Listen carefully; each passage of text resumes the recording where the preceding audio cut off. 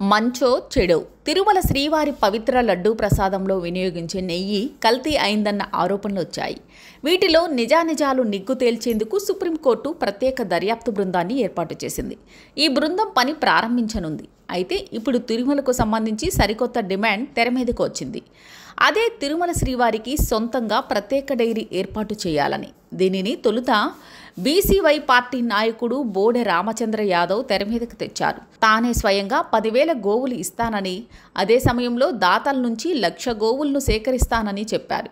వీటిని తిరుమల ఆధ్వర్యంలో పెంచి పోషించి పాలు తీసుకుని తద్వారా వచ్చే నెయ్యిని శ్రీవారి కైంకర్యాలకు వినియోగించాలన్నది బోడె సూచన.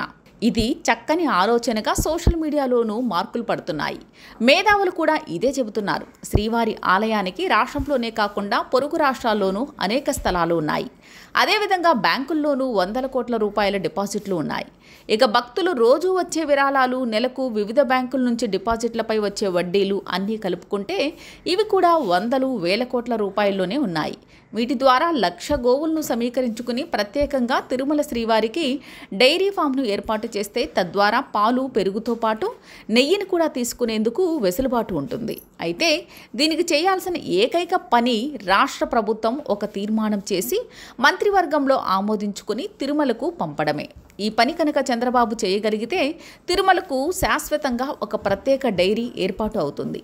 దీనిని పూర్తి స్థాయిలో అందుబాటులోకి తెచ్చేందుకు మహా అయితే 3 మాసాల సమయం పడుతుంది.